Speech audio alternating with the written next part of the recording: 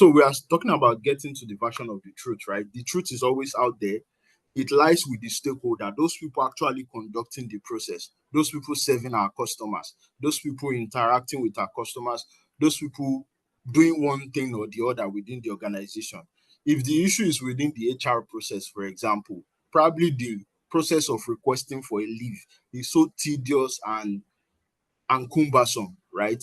You need to engage people, the staff that are using the leave process, the HR guys that are approving, probably your supervisors that needs to also review the leave request and approve it. So you need to meet all of these guys I've mentioned, they are your stakeholders, right? And the problem will determine the stakeholder mix that you need, right? And which elicitation method you should use. So, for example, if we are talking about HR issues, right, you definitely know that you need to engage HR itself, the units within there, and those people that are actually using the process or the solution. So, both the end users and the admins and whatnot within the organization, right? You need to get in touch with them and ask questions from them, right? So for you to select these elicitation techniques, there are a couple of things that you can do to select the right elicitation techniques. So we have a couple of elicitation techniques out there which we can use to get to that version of the truth, right? We have a couple of them out there, and we'll go over some of them that you can always use. Remember, in our last class, I said there are some tools, there are some techniques, there are some frameworks that have been tested over and over again. And once you apply that, it makes it easier for you to get what you need according to like business analysis, right? In terms of business analysis, there are some tested tools, some tested techniques, some tested frameworks that you can work with, and you arrive at um, that. So today we'll look at some of those tools that can help you elicit the version of the truth, right? Why do we need to get this truth, right? People may give different versions of their reality. Some people would exaggerate problems. Others would um, probably hide behind their failures. Maybe they are the one even causing the issue. So they won't tell you the actual thing, right? Some may not even know the real issue. They are clueless, right? So, for example, a teacher asks a student that, did you do your homework? And the student says yes. But no, like behind it, the student didn't complete the homework. Then the teacher asks again, where is it? Then the student replies, I forgot it at home. The actual truth that we've discovered there is that the student didn't do the homework, right? That's the actual truth there. So when you go to elicit, the initial thing might be that yes, we do this. But when you ask, okay, can you let me or can you walk me through the process? Then you actually see that, oh, these people, they actually do not do this. They just skip that entire process. Hence the issue that we've been having, right? So as a business analyst, you have to dig deeper, right?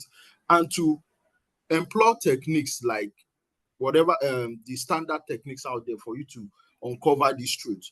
There are a couple of techniques you can go with. For example, interviews. So interviews are like one-on-one conversation. We are all familiar with when they say the word interview, right? They are one-on-one conversation with your stakeholder, right? So you act like a journalist interviewing, for example, a celebrity to get exclusive insight. So interviews will always give you exclusive insight, right? When you need depth of understanding over breadth, you want to understand it in a deeper form than just surface level, right? So you use interviews when you need depth of understanding over breadth, right? Because it is detailed. It helps you to be detailed. You can extract detailed information from the individual. it gives you like an accurate understanding of the actual process or the actual thing that is happening, right? It allows you to ask follow-up questions because you are just interacting with one-on-one. You know how conversation goes. I do this, then you can ask more questions concerning that, right? Just like when you attend interviews, you might be talking about your experience and they just pick one thing out of that experience and ask further question on it, right? So interviews allows you opportunity to gain a deeper insight into a situation, right? So for example, we want to improve our customer experience, so I might be conducting interview with probably a sales team member, right? And I ask a question. Oh, how do you market your sales? Oh, we visit is there a notification on the screen? Let me check that. Just a moment. Can anyone else see notification? Let me just unmute if people are on mute. Oh, you can unmute yourself, right? So are there any notification on your screen? None from my end.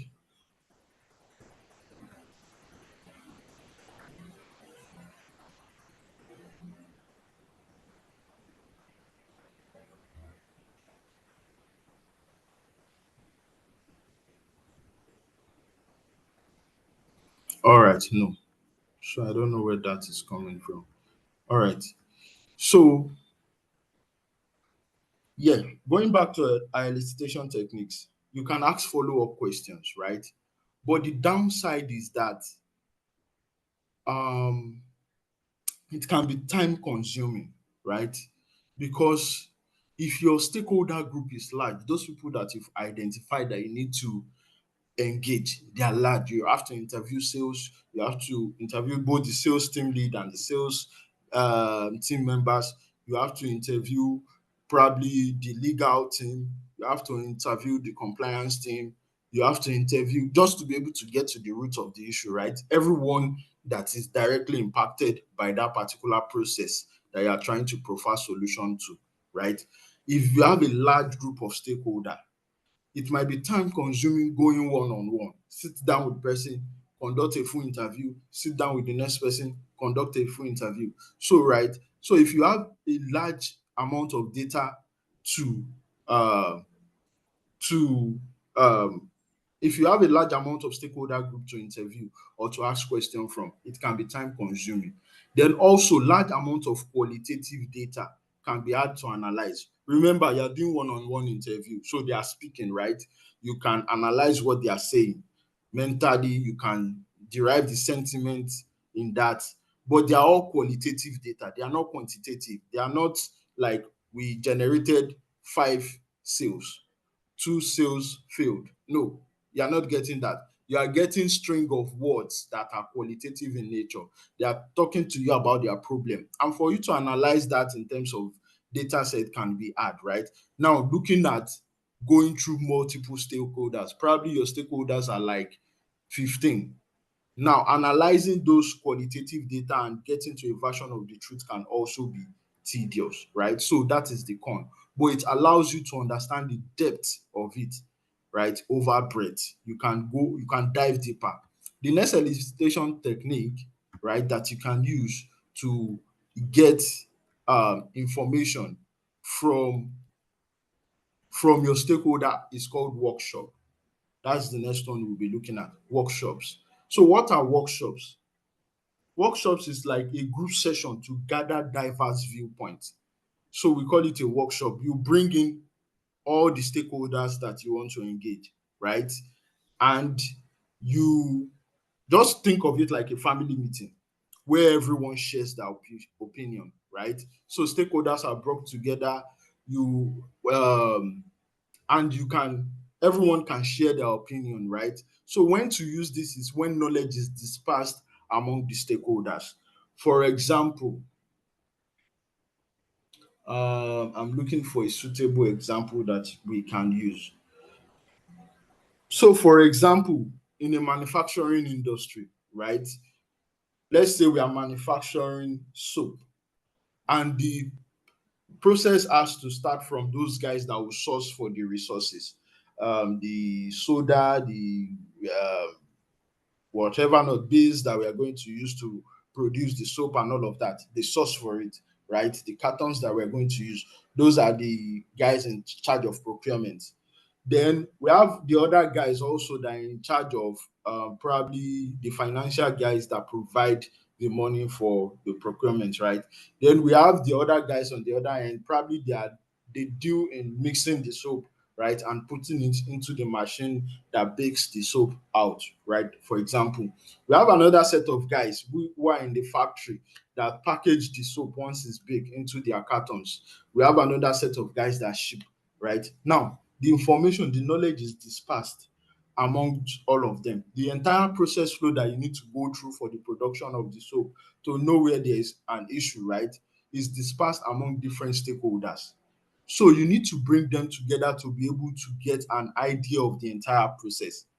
And if you schedule one-on-one interview, sometimes you might have variance. So this person will say this is how we do it, and another person is saying this is how they do it. Remember that people might have different reality, like I mentioned earlier, right?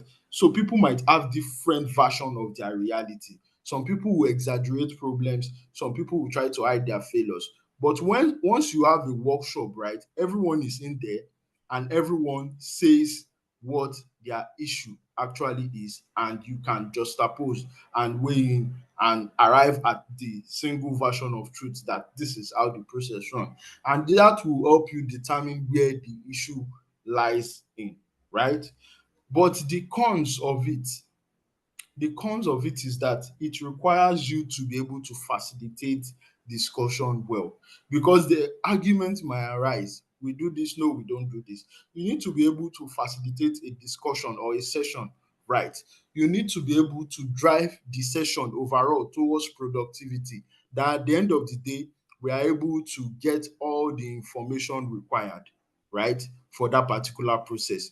Because you can get yourself on the call, schedule a meeting, at the end of the day you are not actualizing the actual goal of that meeting. So as a BA, you have to have good facilitation skills to be able to do that, because you are managing a group of people, right? And people are not easily managed, right? It's hard to manage people, so you have to have good facilitation skills to ensure that you steer the meeting in the direction that makes sense. Another elicitation technique that business analysts usually use is document review, right? So instead of going to different stakeholders and all of that, probably they've documented how they do procurement, their vendors that they meet, those guys that they buy their base and whatever thing, carton and all of that for the soap from. Then those people that do their packaging, they have a standard operating procedure that once you want to pack, you pick up the soap, you wrap it in this format, you deposit it into this tray, then from the tray, you assemble it into different cartons of 8, right? They've documented it somewhere.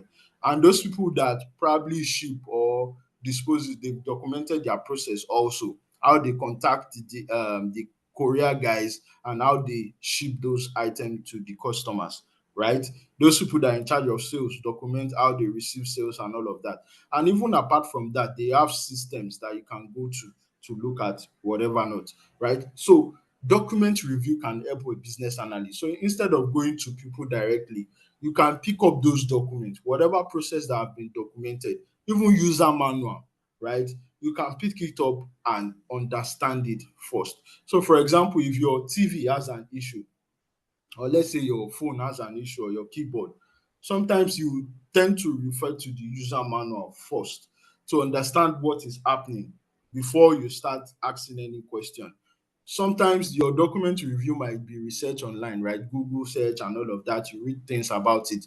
So you are reviewing or studying available documentation to have what a good starting point of view before involving others. Before now going to your stakeholder to do one-on-one meeting, that's interview, or call a workshop, you use that document to give yourself a solid background of what is happening, right? So when do you use document review? When they are complex departmental system, and no single user knows the full process, right? So if there's a complex system, for example, the HR portal, or for example, the CRM tool that you use, customer relationship management tool, or for example, you have a website and no one knows the end to end of the website and everything involved in building the website, integrating PayPal or integrating how to pay using Paystack and all of that. If there's a place that they've documented those things, how this website function, what and what, who you integrate with, the SLAs with your vendors and all of that, you have to read that, right, to prepare yourself for it so that you are not going to your stakeholders as novice. You know you want to provide solution. You know they will often listen to you, right, based on the recommendation you prefer. So you have to also equip yourself to be knowledgeable enough to be able to lead conversation, facilitate discussion, steer the discussion in the area that you perceive that there is problem, right? So you have to understand, you have to be able to do document review, right? So document review is not it's not biased of people's opinion, right, or individual opinion, and it has little or no impact on stakeholders' time. Meaning, you don't have to drag one stakeholder out of his daily duty to start interviewing them, right? You can review documents on your own. Then, after understanding it, then you can start disturbing stakeholders, right? So it has no impact on stakeholder time. Remember, as a good business analyst too, you should empathize. Those people that you are trying to drag and pulling into meetings, they have their work cut out for them also, right? So you have to be able to manage both your time and also the stakeholders' time, right? If you can analyze or review a document to get to the actual solution, do that instead of dragging them into unnecessary meeting, right? And the cons there is that some of these things might be difficult to interpret correctly if you don't have someone that has knowledge of it. And some of those documents might be outdated or incomplete, right? So it can be a con, it can be a downside to document review. How do you leverage on this thing? So you can do your document review first before you will now use that to determine, oh, do I need a one-on-one session with the guys doing the procurement because I don't understand this procurement side in the document, right? Then I'll meet with the procurement team, schedule a one-on-one.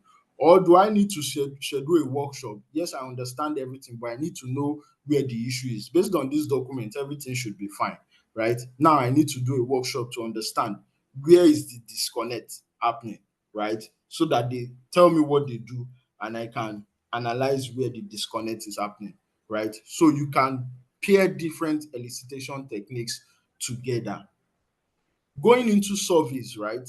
Surveys are used to elicit information using question. So you often have a sample group that you want to analyze. So if you want to collect a structured data from multiple people, right? You use surveys. For example, people run social media poll to decide whether a movie is interesting or not. So you see, this movie is 8.0, this movie is 7.0, this movie is 10.0, it's a 10 over 10, and all of that, right? They are collecting multi structured data from multiple people. What do we call structured data? Structured data are those data that you can easily analyze using metrics or numerics and all of that, right? Unstructured ones are things like images, videos, text, and all of that. But structured data, you can put them in tables. So you can say person A rated 7, person B rated 6, person C rated 9. So you get the ratings and you get the most votes and all of that. So you use surveys for things like that, right? When do you use it? When your stakeholder list involve high numbers, right? So for example, you might see your bank sending surveys to you from time to time, or one of those application that you subscribe to. They send surveys. Oh, kindly rate us on how we have been performing for 2024, right? For last year. And people just click and rate. Some people will not do that and all of that. But it gives them an inexpensive way to gather feedback from their customer, right? So with those online surveys and different kind of surveys, it gives you an inexpensive way to gather that large amount of information from a or large stakeholder list, right? So sometimes also you find in the organization that they send survey or ratings. Oh, rate this department, rate that, rate our service, and all of that. They are using surveys to gather information instead of meeting you one on one or searching for documents. So that, if you need to quickly gather data, that is the pros, right? From a large group of participants, where stakeholders might be geographically dispersed in different departments, probably in different states, in different countries, whatnot, wherever they are, right? You can use surveys, and those results you can statistically analyze them, right? They are not qualitative data, they are quantitative data, right? So you can analyze them because they deals with numbers, they are numerical, right? You can analyze them. Then the cons is that it might take time for you to develop survey. Also, you can't guarantee whether people will respond to it or not, right? You can't guarantee that. Then, if you're looking at behavioral information, how people behave, how people act, their disposition to things, survey won't really tell you that, right? You would be better off with workshop and interviews, right, to get those quantitative data, right? Now, what some of these things are telling you is that one technique might not be sufficient, and it's so okay to mix different techniques based on your problem and based on your stakeholder mix, right? If your stakeholder involves you, probably you are working in healthcare, and it involves you gathering information from the doctors, from the nurses, from the maybe domestic staffs or whatnot, and also from the patients, right? It's possible for you to do one-on-one interview with the doctors, because it will be difficult for you to pull all the doctors into one meeting who will attend to the uh, patients, right? It doesn't make sense. So you can select some sample doctor, do one-on-one interviews with them, select some sample nurses, or just have some group of nurses or caregivers, right? Do a workshop with them. Then for the patients, right, because your patients might be large, so you can send surveys to those ones, do surveys and gather feedback, and you can have enough data to justify whatever position that you're in, right? So once your elicitation methods have been employed, ensure that you document the elicitation quickly while it's still fresh in hand, right? So some of us, when we are having those sessions, we get on the call, we record the call, or you scribble on your notepad just to ensure that you are documenting things when it's still fresh in mind. And at the end of documentation, you have to share the result with the appropriate stakeholder to confirm their agreement, because whatever you've documented, someone still needs to what? Validate it, so that you're not documenting the right thing or you're not mixing things up. These things are like documentation within an organization. You won't want to document what someone has not said. So you have to go to them to validate whether you've captured those things they mentioned correctly, right? Now, even after that, be prepared for things like conflicting requirements from different stakeholders. This one will say, oh, we always move from point A to B. But another person will tell you, no, we always move it from point zero to B. It's not point A, right? So be prepared for conflicting requirements from different stakeholders, right? And be ready to get to the actual thing that they do, either by observation. So observation is another elicitation techniques where you go there and you stay with them. For example, the process of making soap that we mentioned, right? You stay with them, look at how procurement is done. You won't say anything, you won't ask any question. You just observe the process. Go to where they package the soap, stay there and observe what they do there, right? So observation is also an elicitation technique, right? So that you get to the actual thing that is being done. Also, people have unspoken or assumed requirements. They might just assume you know a particular bit, right? So because they've been so close or near to the process, they do it day to day. They assume that everybody knows this part now. You know that whenever we count the soap, we would always document it in the SOAP register. So why should I tell you? They will just assume that you know that they document it. So they might skip those parts when they are speaking. So when you are documenting that, you are documenting whatever they've said, right? And you analyze those things that they've said. You remember, you have to analyze those qualitative and quantitative to understand it and bring out the actual requirements there, the actual truth in it. When you are doing those analysis, then you can see, oh, you counted the SOAP. Is there a place that you document it? Then you can go back to the stakeholder to confirm that. Did you document it? Oh, I thought you know we documented it. Yes, we always document it in the register. So those are unspoken or assumed requirements. They just assume that you know it, right? Then also be prepared for difficulty in gaining access to the right stakeholder. Some people will always be busy, right? To get their time, they will always be busy. Some stakeholders are also unwilling to change or help with the design of a new product. So some people are scared that they might lose their job if you implement a good and efficient, probably automated process, right? They will be scared that, oh, I might lose my job, right? And they would not want to participate in it. They just want that manual, tedious process to continue, right? So that they will secure that job. So you need to be able to get them to understand how it benefits them, that you're not taking them off their job, rather you are improving the process so that they can conduct their job efficiently and have time for other things, right? So give samples of how those improvements have benefited other departments before, and you might be able to get their buy-in, right? Their agreements to help you. Then sometimes not enough time allocated to meet with all the important stakeholders. Sometimes you don't just have enough time. Management is saying get this done in 3 weeks, right? Is it within the 3 weeks that you have to meet one stakeholder and the other and the other and the other, right? So sometimes you just have to do whatever you can do, cover up with some important key stakeholders, read some documentations, align, probably even do system analysis. That's another technique. Going into the system that they use themselves, run through the system and see where the issue is. People are complaining that we can't make transfer. Try to make transfer at different time of the day yourself, right? Analyze the system, check the data logs of the system to know where transaction is failing, what is causing the failure. Is it our integrations? Is it our whatever is causing the failure? You need to get to it. So you can also do system analysis, right? For your elicitation technique. So if there's not enough time, you just have to look for a way using different of techniques: observation, system analysis, one-on-one interview, survey. Just look for how to get or arrive at that truth, right?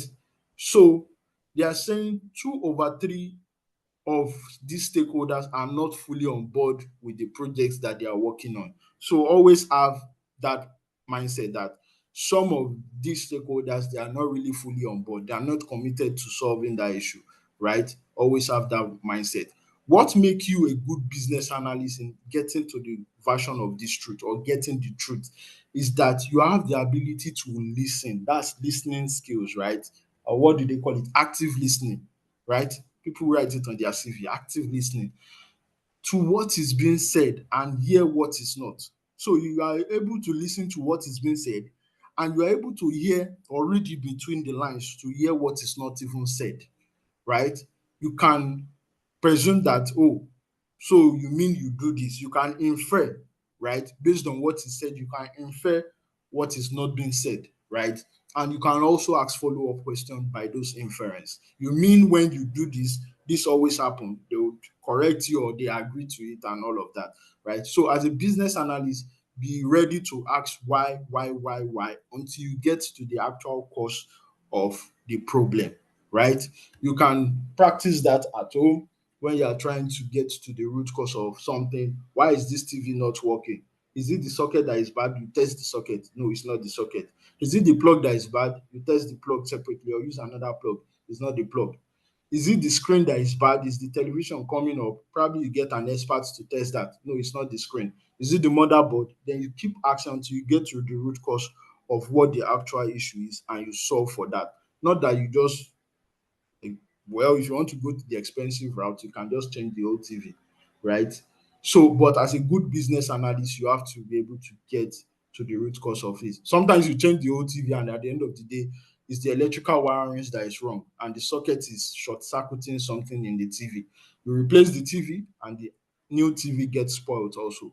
Hence, the need to get to the actual truth, what is causing the issue, right? So that whatever solution that you're preferring is sustainable in the long run. You have sustainable solution. Um,